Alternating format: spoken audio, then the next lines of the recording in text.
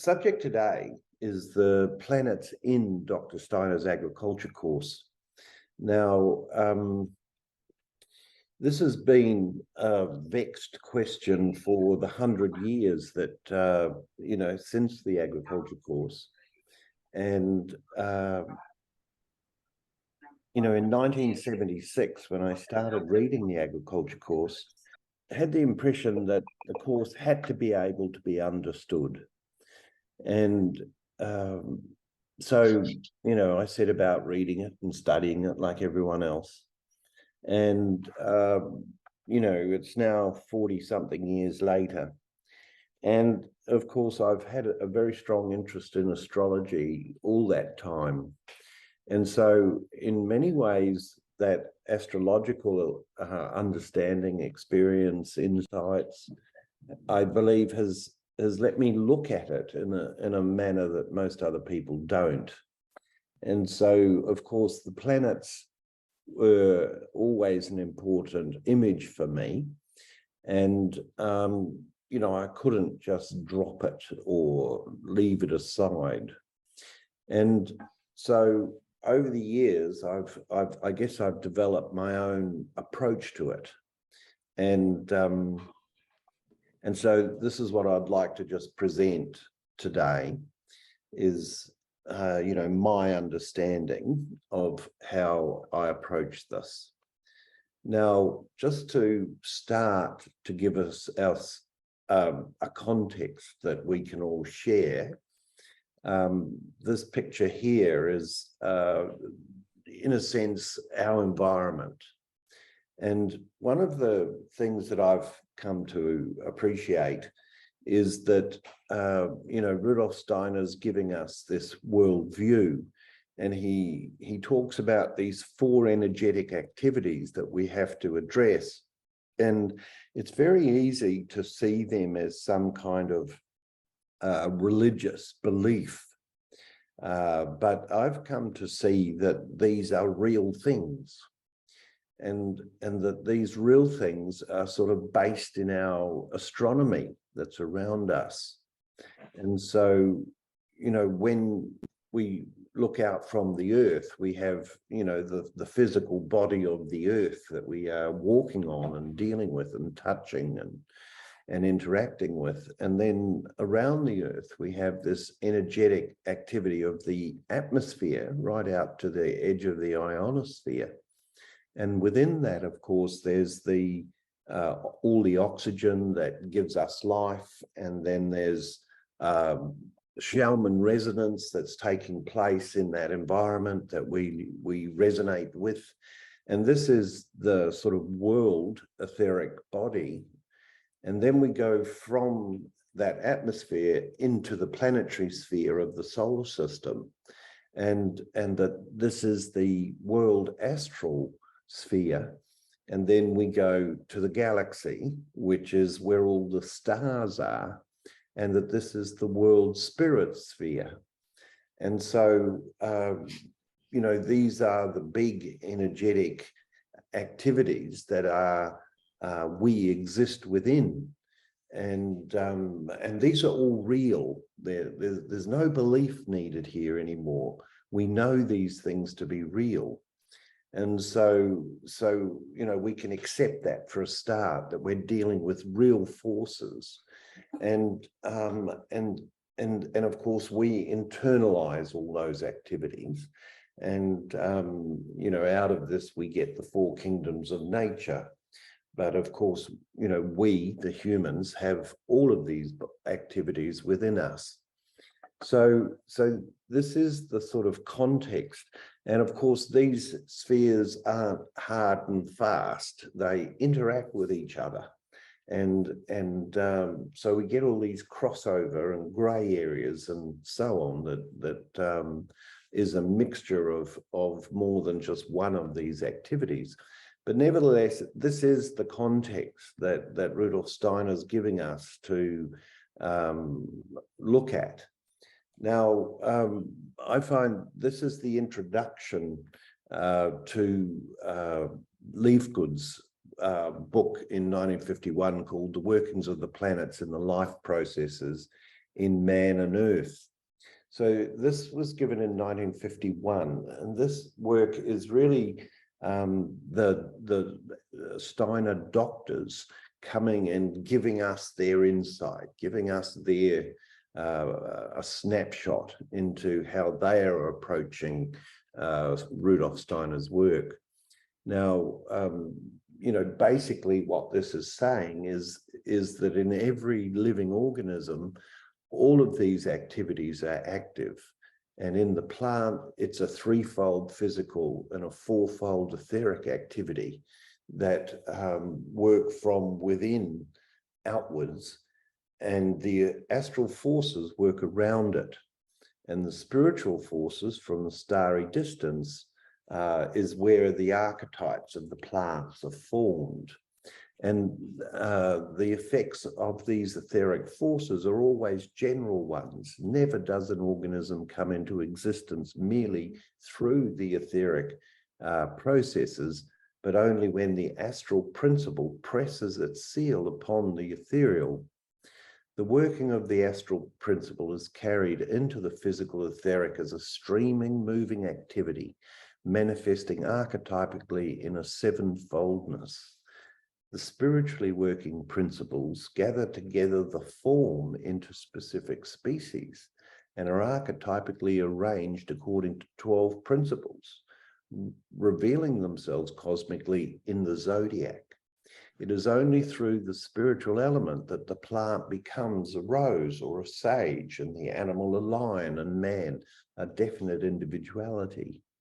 In the plant, the seed is the carrier or the point of attachment of the spiritual forces which form the species, but the seed only unfolds when surrounded by physical, etheric, astral elements in such a way that these forces can stream freely together.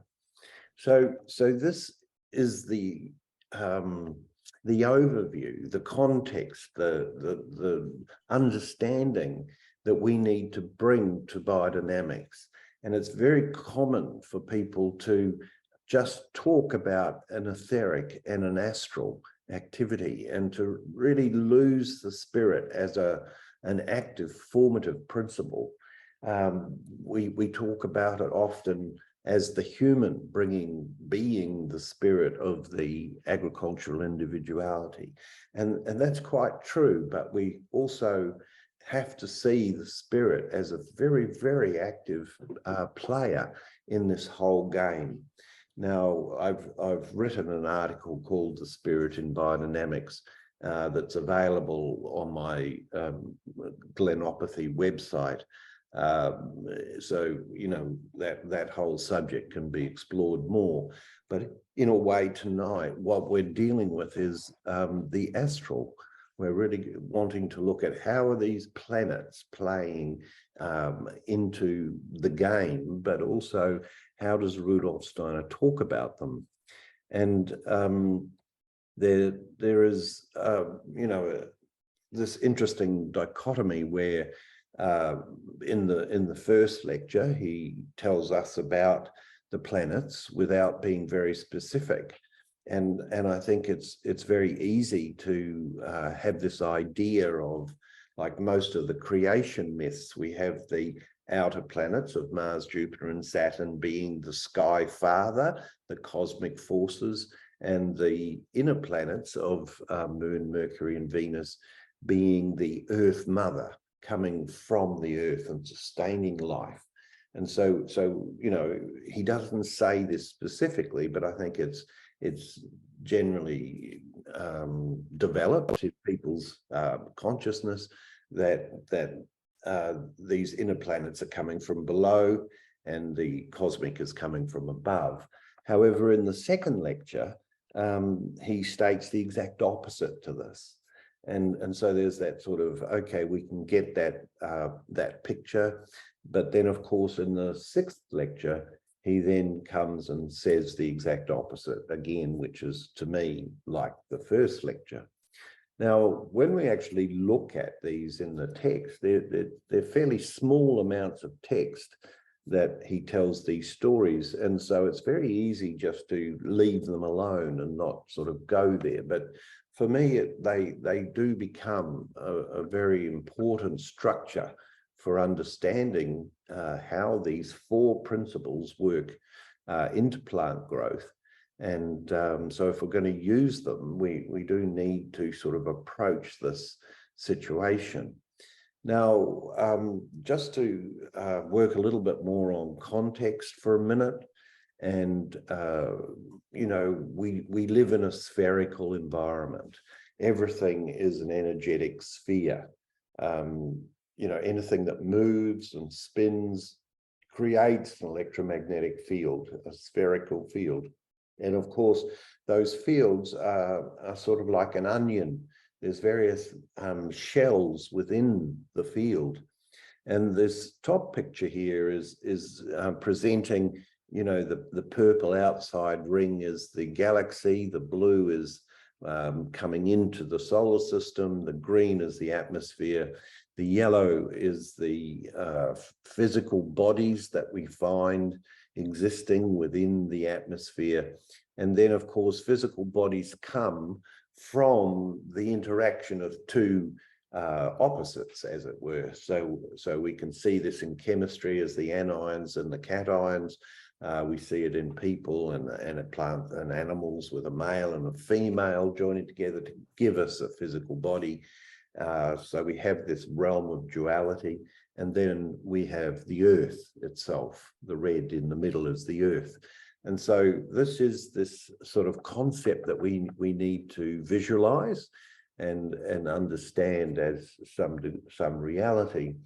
Now, when we come to the planets in particular, this bottom image is quite an important image because it's very easy to see the planets as sort of running around on a flat plane. And they do sort of run around the horizontal axis of the solar system, and most of them only get 5 degrees off that horizontal. Pluto does 15 degrees, but it's very easy just to see this as this sort of flat plane. However, Rudolf Steiner points out that these planets exist in shells, and so that the solar system looks like this onion. And yes, the planet runs around just in the middle, but the whole electromagnetic shell is active. And so we get this image of the stars being outside this onion, and those star forces are working through those shells and setting them off as tones. And so we get sort of ding, ding, ding, ding, ding, ding, ding, ding, ding, ding, as these star forces work through the shells. And of course, as the planets move, they warp the shells. And so the tones change according to the positions of the planets. And so that, you know, this is a sort of reality that we need to consider, at least consider. So now, when we come to the agriculture course, we have, you know, many stories in the course itself, but when we come to the energetic stories, we have 2 main stories. And so we can say the 3rd lecture, we're really presented with these 4 main dominant, let's call them, or principal energetic activities of the spirit, astral, etheric, and physical. And he gives us this wonderful image of how these 4 big world activities are brought into matter through the elements of protein. And the medical lectures clarify this quite confusing lecture, and the medical lectures clearly state that hydrogen is the carrier of the spirit, nitrogen, astrality, the etheric is carried by oxygen, and the physical is carried by carbon, and sulfur acts as this oil between these 4 activities for them to be able to work together. And when we come to plants, he tells us a particular way in which all of these 4 activities form and develop. And we get these two pictures on the right-hand side here in the 8th lecture. So it's right at the end, we get the pictures that we need to be able to understand the rest of the course, in my opinion. And so, you know, he gives this interesting picture on the right of how the spirit comes from the stars, through the plant, through the cambium, and into the earth, or directly straight into the earth. And this spirit sort of activity of plants accumulates in the soil. And he does say the center of the earth, but, you know, we can just, you know, get this image of it being in the soil. And of course, this is where the physical activities of the roots and so on occur, whereas we have the etheric developing through the leaf realm, and then the astrality lives around the plant, actually in the atmosphere around the whole earth. And so we're getting this idea of these polarities occurring that take place between the spirit and the astral, and then the physical and the etheric. Now, interestingly, we also find this image number 18 in the 8th lecture, and in there he gives us these 4 earthly and cosmic activities, but he places them within the physical body. And he talks about how we have this cosmic substance and earthly forces working in the metabolic system, and in the nerve sense system we have this earthly substance and cosmic forces. So he's sort of taking this image of these 4 activities and main activities, and showing us a sort of a deeper activity. And so the question comes, what are these cosmic and earthly activities? And when we sort of look at them in his stories, we can see that just as the ethers are these 4 activities within the etheric body, so these cosmic and earthly activities are these 4 activities in the physical body. And so he's giving us these images of these activities that are happening just behind manifestation. We've got the physical substances, but we've got these activities that are just working to push those physical substances around. Now, of course, it's quite important to realize that these activities of the physical body exist within this sort of greater exterior environment as well. And so we can find these activities there.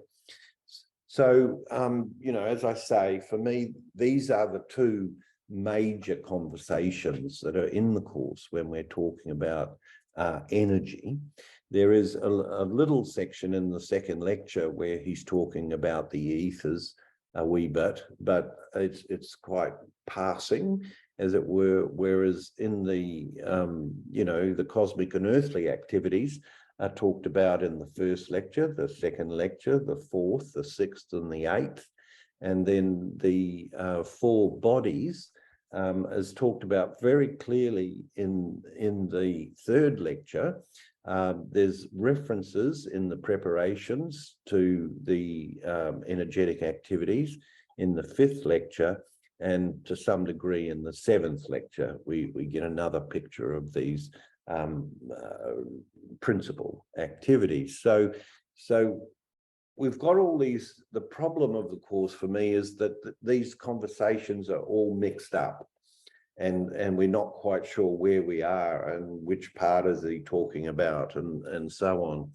And so I did go through the course and physically pull it all apart and then put it all back together again. And it's a book called Energetic Activities, which is on my website for free. So you know, it's for me, it's important to sort of clarify these 2 conversations. Now, when we come to the planets, again, we have these two conversations that we need to look at. And he sort of tells us quite clearly, we can see it, I believe it's at the very end of the second lecture, where we're given this story of just 7 planets, so 6 planets and the sun. And you know, down the bottom of this picture on the right-hand side, you'll see this picture of the animal. And he talks about how the sun comes from the front and the moon comes from the back, and you know, the outer planets work with the sun coming through the front. And you know, in the second lecture at the beginning, he tells us about the agricultural individuality and how we have these outer planet activities working through the root and the nerve sense system, and the inner planets working from above, and how this is like the inverted human, you know, so that we have our outer planets working through this top front part like the animals. But you know, here we are. So we're given this story of these 7 planets. Now, these 7 planets are interesting. They aren't in an order that we experience them from the Earth, as it were. If we look out from the Earth, we see the moon, and then we see Venus, and then we see Mercury and the sun. That's not the order that we're using here. The reality of this order comes from the speed it takes, or the time it takes, for these planets to go around the body that they go around. So in the case of the planets, it's around the sun. So it's in the order of the speed that they go around the sun. And of course, in the case of the moon, it's going around the Earth. So these, again, are very real rhythms. They're real astronomical rhythms. And we experience these. We, you know, the fact that Mercury takes us so many days, 90 days or whatever, to go once around, well, we experience that as an organic rhythm in our environment. So this placement of planets in this 7-fold pattern is quite real. And you know, he uses this quite a lot right through the medical lectures and of course in the agriculture course.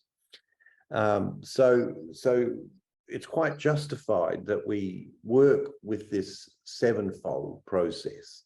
However, and we can take this and look at the course, and you know, this top diagram in a way is looking at how these planets work into Rudolf Steiner's story, and we can look at these different energetic activities in regards to this, and how that all works with the preparations and so forth.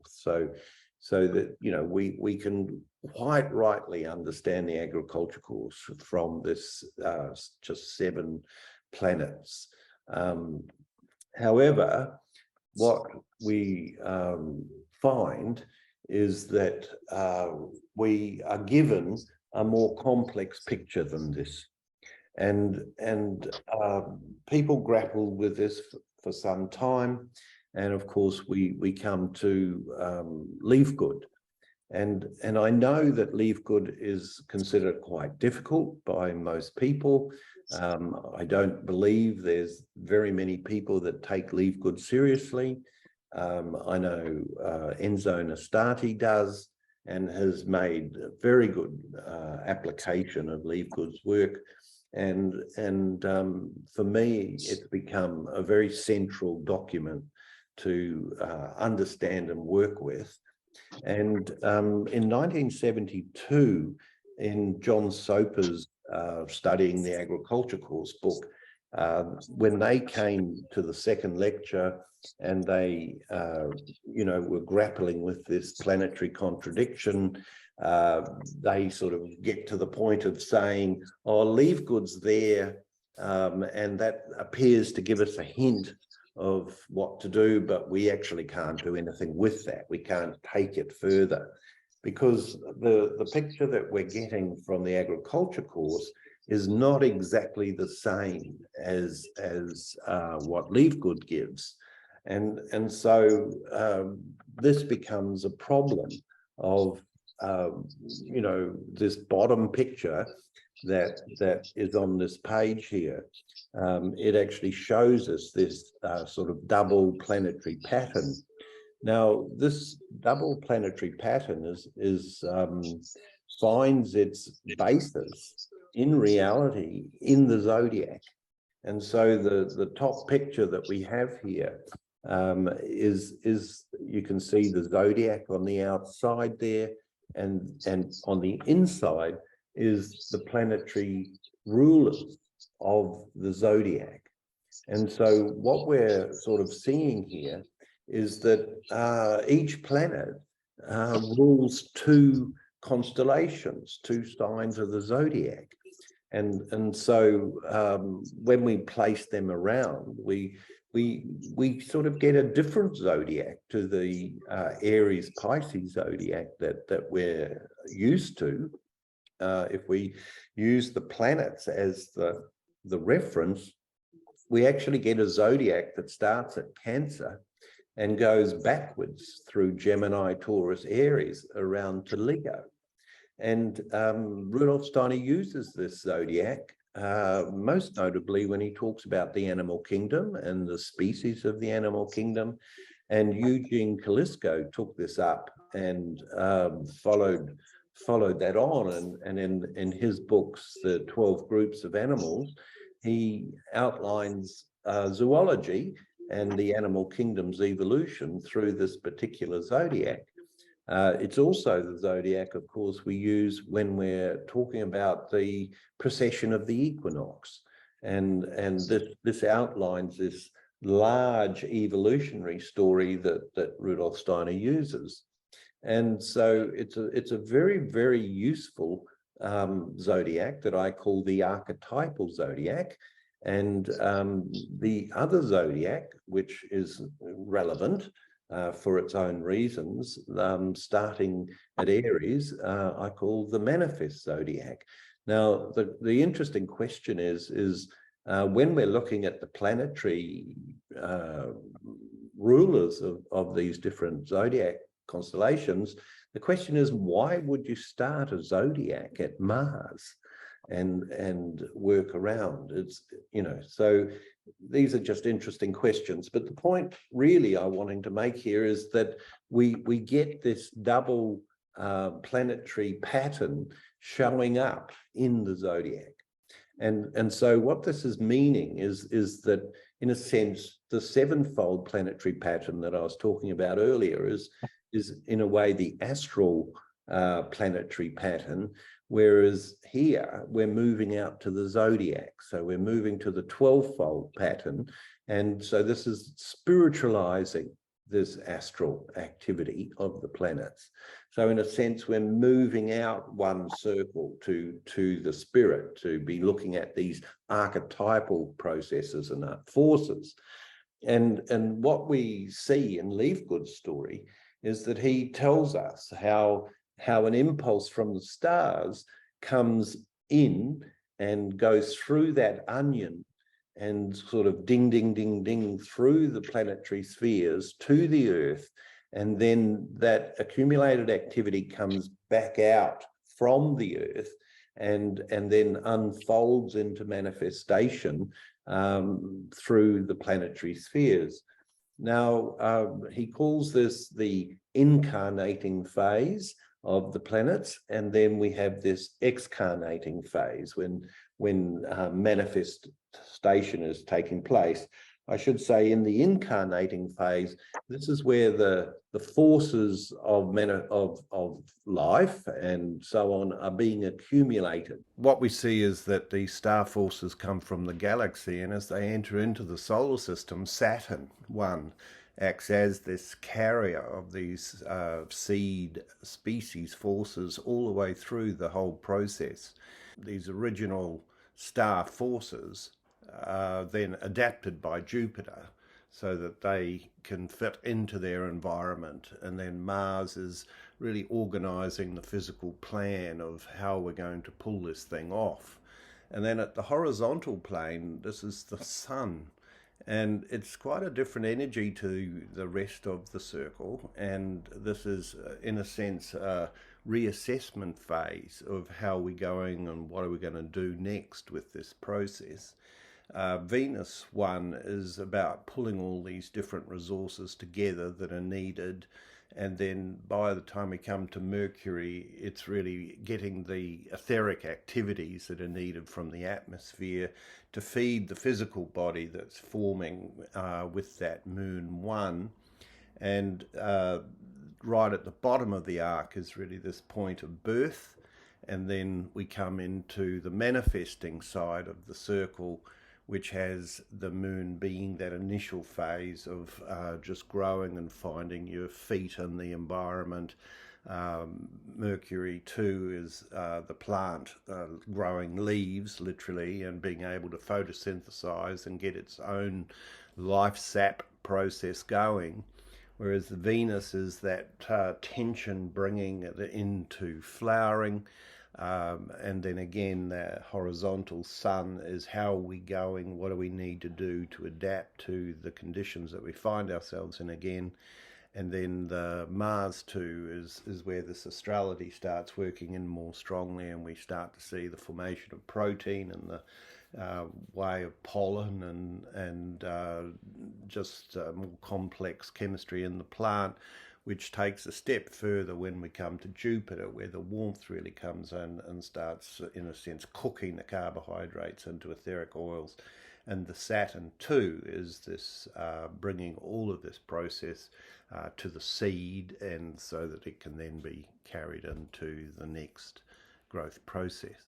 So Leavegood tells us this story, and the first half of the book is really outlining this, and then he sort of comes to this point where he starts to talk about how these forces work in polarities with each other, so that the Saturn 2 force works with the Moon 1 force, and so on, so that we get this image of polarity occurring.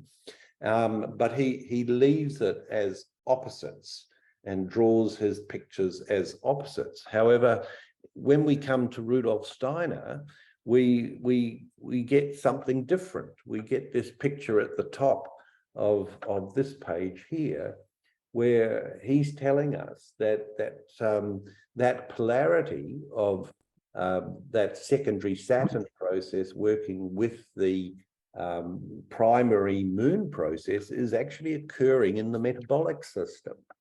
And so Rudolf Steiner takes this Leavegood story a step further, and he applies it to the physical bodies of things in a manner one step further on than what Leavegood does. And so we get this what I call as a stage 2 pattern of how the planets are working. And then where we see this, we can see that, on the right-hand side of this diagram is really how he describes lecture 2, where we have these earthly processes coming from above and the cosmic processes coming from below. And he's talking about the cosmic and earthly processes and how they're working through the seasons and how they're working into the plant, and how they work through the physical substances of clay and sand and humus and the cations, lime. And so it's almost an image. The last 2/3 of the second lecture is almost a similar image to what we get in the third lecture. But instead of talking about protein, he's talking about these physical substances, which, when you think about them, make up the perfect potting mix. A bit of clay, a bit of sand, a bit of compost, and some sort of minerals. And so it's the same picture. So while the second lecture is really about the forces, when we come to the sixth lecture, this is where we start seeing him dealing with real problems of pest and disease control. And so this is where we come into these planets that are more associated with manifestation.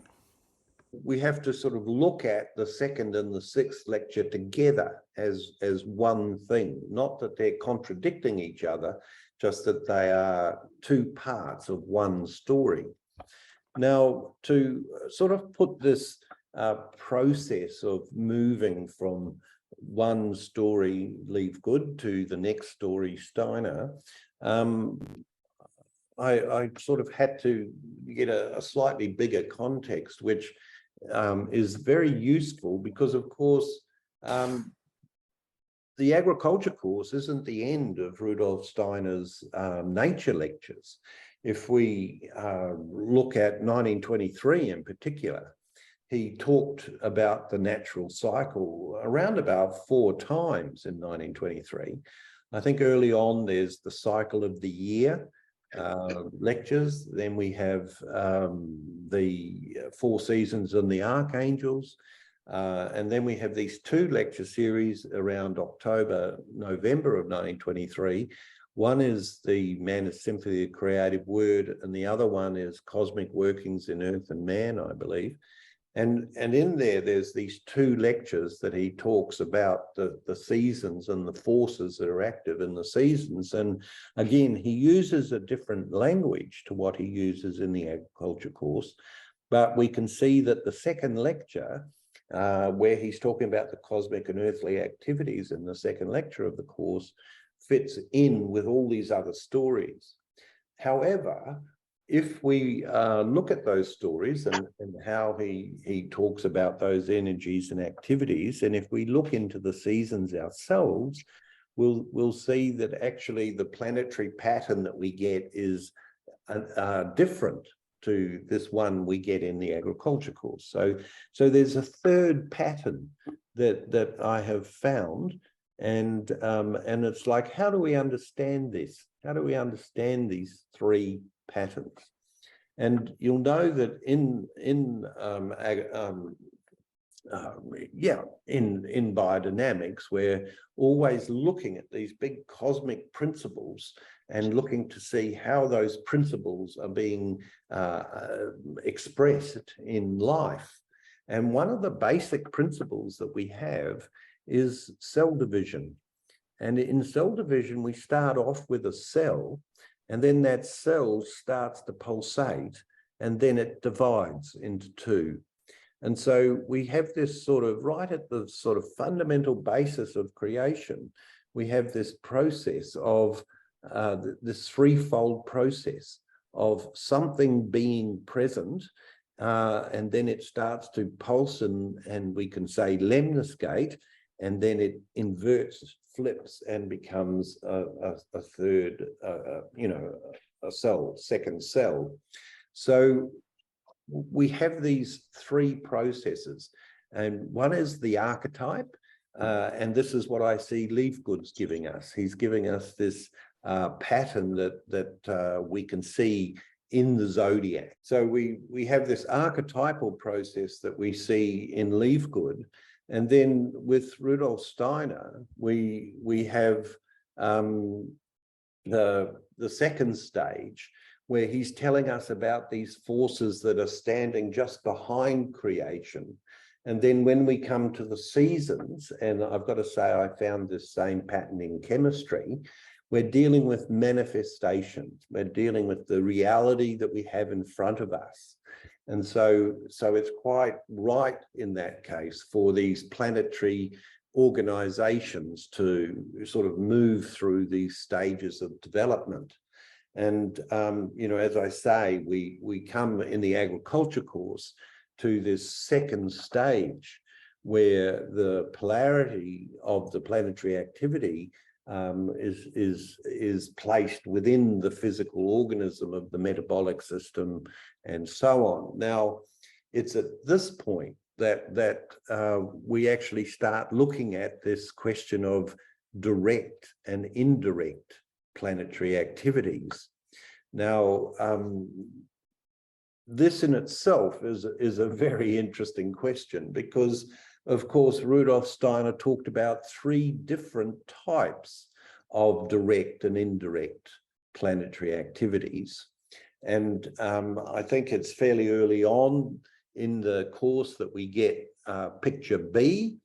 And in that picture, he's talking about how during the night, we have these planetary forces that enter into the Earth on one side of the Earth, the dark side of the Earth, and they move right through the planet and sort of express themselves out the other side of the Earth.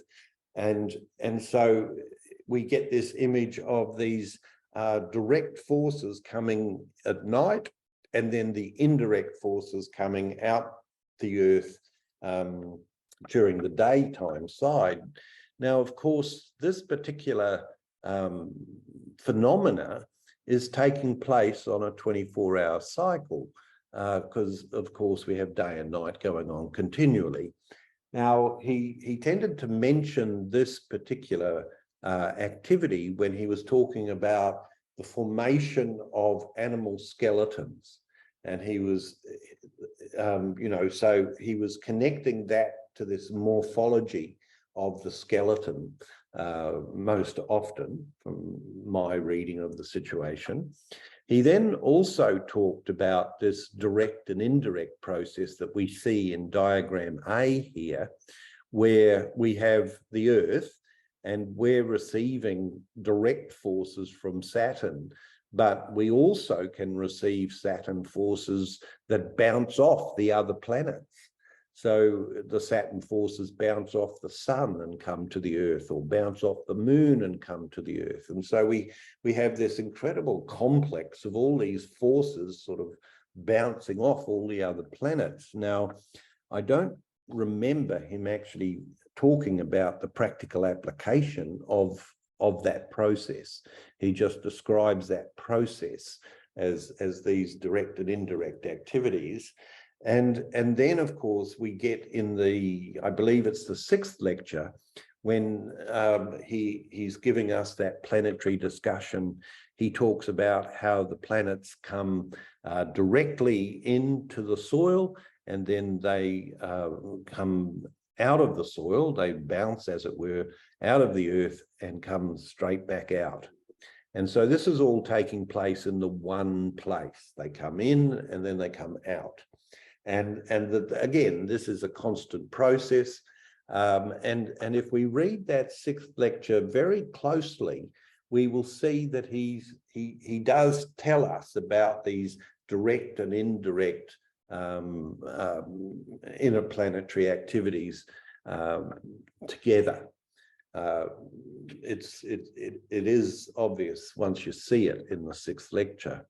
So this, however, this particular pattern C, is the pattern, I believe, that's most useful to us when we're wanting to understand the cosmic and earthly activities and the planetary processes that we work with within the particular plant. And so what that means is that we can say this direct and indirect processes are most obvious in the stage 2.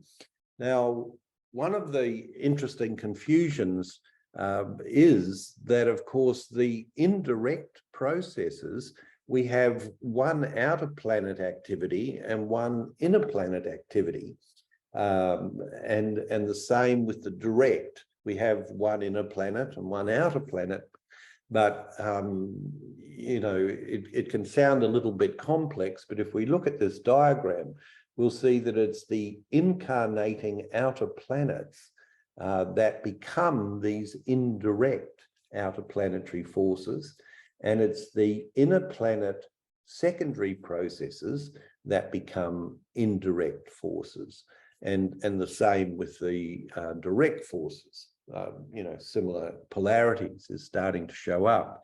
Now, I should just make a comment that if you read Enzo, he doesn't make this differentiation.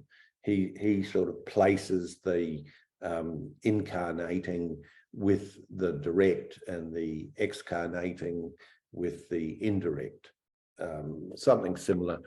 And he sort of lumps a lot of different references into this basic polarity, whereas I don't believe that's true. Obviously, the picture I've presented here is how I see that. Now, just the other pictures on this page, of course, we're using that Lecture 8 diagram of the cosmic and earthly activities as the reference. And then we have to sort of see all the different layers of the picture. And so those 6 layers that I've put there in a sense are the internal activities. And then, of course, we can find them externally as well. So, you know, we need to understand the onion of the reality that we're trying to understand in biodynamics. And at what stage are we, you know, when we're working with these planets, you know, are we at the leaf good stage, or are we at the agriculture course stage, or are we at the Manners Symphony stage, if that makes some sort of sense. Now, of course, these, it all can seem a little bit intellectual, but it then becomes, how do we read the agriculture course based upon this understanding?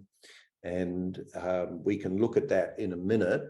We've been going for about 40 minutes, and this gives you the sort of overview of the story and how we can approach this contradiction of these double planets. Okay, we got to this point where we're sort of looking at this understanding of these cosmic and earthly activities, and the point is, how is this applied? How can we use this? And one of the pieces that I find most fascinating is really this situation about fungus. And you know, we have the 6th lecture. Area around fungus is also slightly unclear, you know, because we have this situation where Steiner talks about the full moon.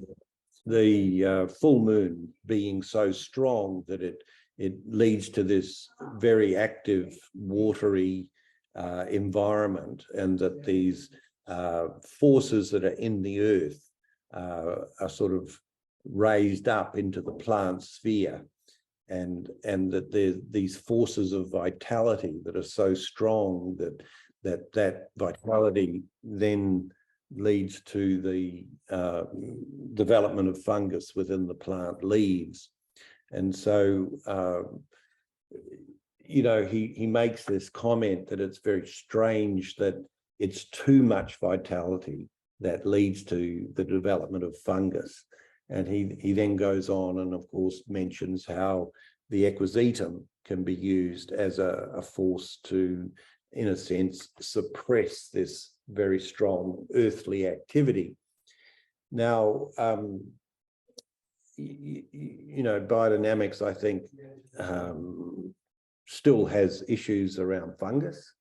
Equisetum isn't the cure-all that I'm sure we would all like it to be.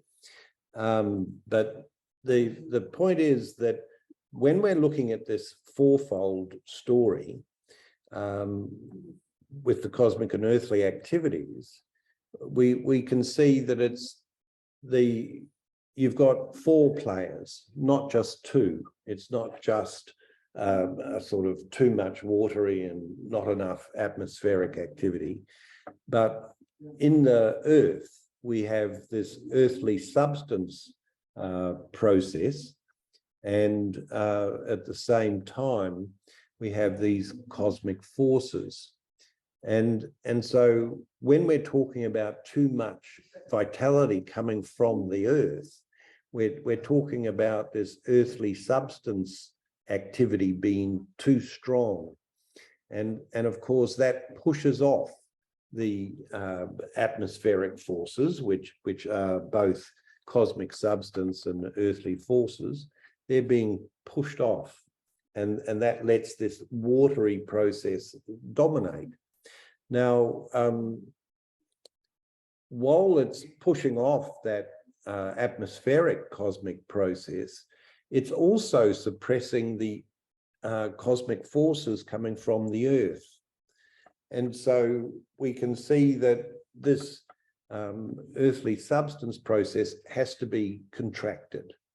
And so while we can see the equisetum acting as a pushing down influence, we can also remember that in the 5th lecture, Steiner talks about oak bark and how the oak bark can get, an overly active etheric activity and draw that into the physical body. And so, that should be part of any fungal process that we might want to organize. But we also have to see that cosmic forces activity is being suppressed as well. And I sort of noticed that when I was growing on very sandy soil, in the 2nd lecture, Rudolf Steiner was talking about clay.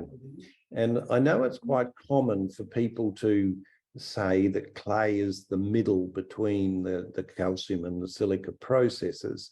But in the 2nd lecture, he says 3 times that clay is used for bringing up the cosmic forces out of the Earth.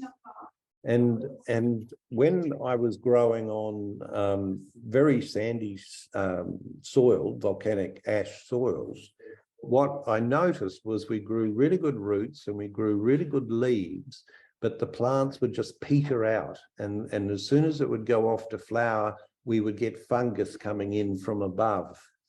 And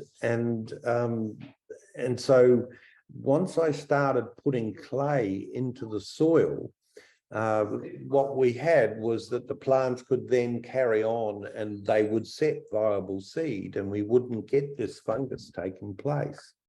And so in this picture that we have in front of us here, the earthly matter is so dominant that we could say, just imagine this is like a dominant woman, in a relationship. She's so strong that the man gets suppressed. And so part of this process of this dominant earthly matter is that the cosmic forces are suppressed in this fungal process. And so that we really need clay in any kind of fungal remedy to help push up this cosmic forces out of the earth so that it will carry on right through to the seeding process. And so, it's quite important that we use this 4-fold process to understand the situation that we have to deal with. Obviously the 8th lecture is a place where he talks about the same 4 forces, but when feeding animals. So we've got this picture of the digestion working really effectively so that it gives off 3 things. It gives off excrement, of course, that's released. And then we get these etheric-based earthly forces that stay in the metabolism. And then through the sort of cooking process of the digestion that we can see to some degree in the hydrochloric acid in our stomachs, we're ashing we're burning a whole process that leads to these forces coming up to the head that we call the earthly substance. And this helps to form the substance of the brain. And from the quality of that substance, we are able to receive the cosmic forces that are coming all around us from the cosmos. so that we actually see the brain more as a satellite dish receiving all of this information and input as a big sense organ.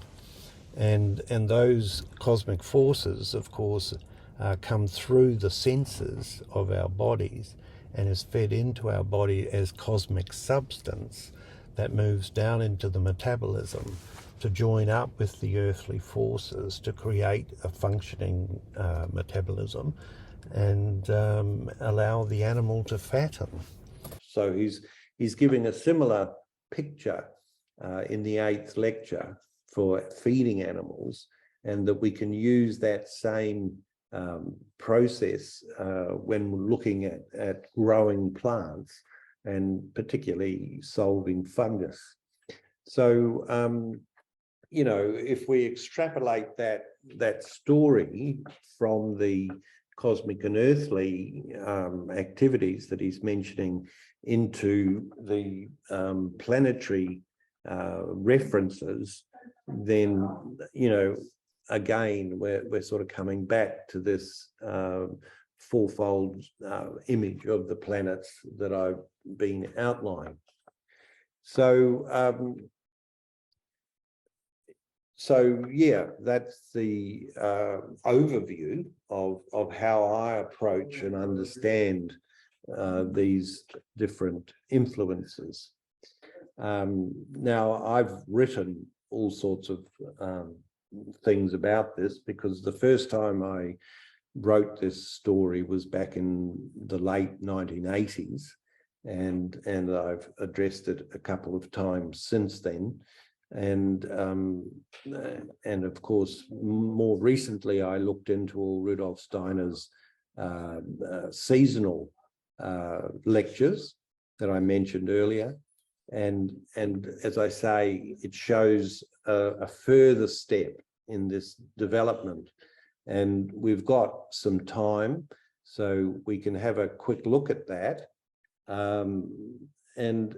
And so what we sort of have in this picture, the top picture here, is coming out of the 1923 Manus Symphony of the Creative Word lecture series.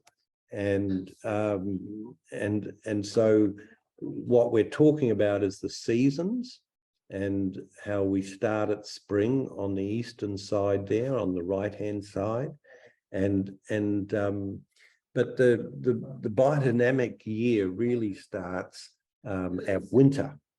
And in these lectures, he's talking about these elemental beings, and how during the winter time we have the gnomes working in the earth, and how they work to incorporate all of the growth processes from the previous season with the earthly physical, etheric, astral, spirit forces, and that they bind together to form what he calls wood sap. And that this is this initial growth force that comes up in the springtime. So this is very much that sort of earthly substance process, where we've got this, you know, substances of the earth being bound together and rising up in the springtime. But that has to be met by what he calls the life sap, so that the water and the light of the environment have to come in and bring these life processes to that earthly process that's coming up, so that we have photosynthesis occurring, and new substance and new plant matter is being developed. So this is very much that sort of leaf and flowering processes that we find in the earthly forces processes, you know, where we have this etheric process taking place, and that this carries on, and after, you know, around the beginning of the spring equinox, we have this development of these light processes strengthening. But it's not really until you know, a month or so before midsummer that we can see that the warmth processes start to become stronger, and this is where we have the plants moving into the fruiting stages. And of course, this is where the atmospheric light and warmth becomes really important in the growth processes to mature the plant.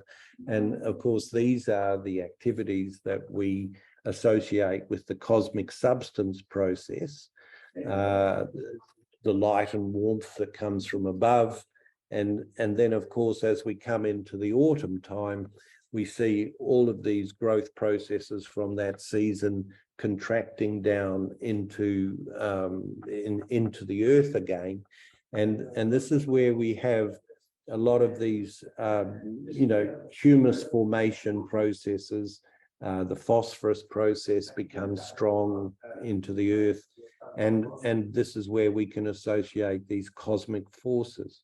And so it's in this process that we find these four activities in a different arrangement to what we get in the agriculture course. And as I say, this is the seasons, this is the physical reality that we're having to deal with. And so, yeah, it's meaning we need to be able to, even move the agriculture course on a stage. Now, the picture at the bottom on this page is a similar story, a little bit more static, but it's a similar story that I developed by reading the medical lectures.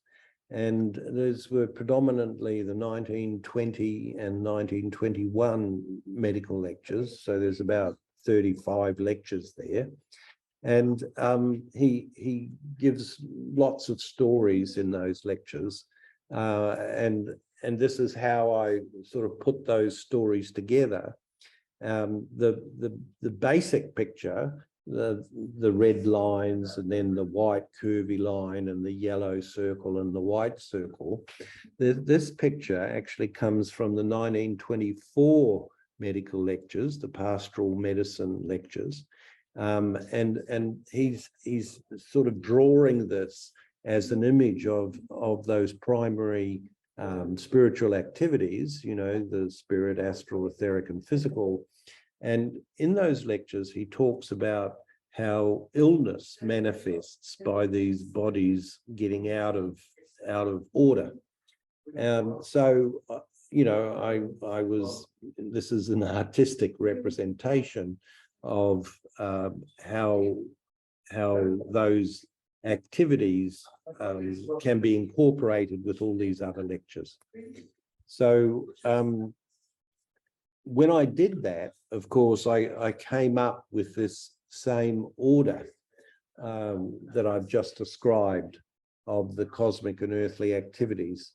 So that's where I first saw this third stage.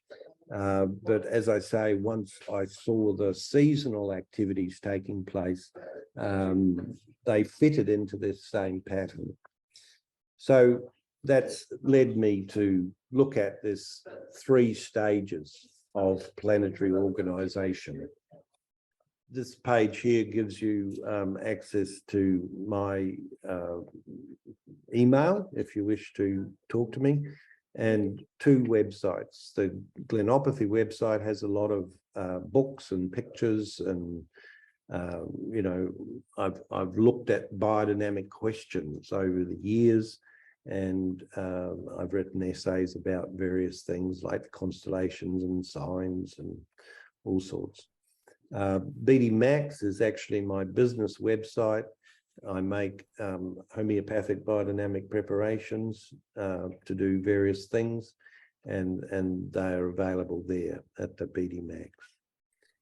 Now I see that we've come to our hour and a half, so we're sort of coming to the end really of this session. Is there any last questions?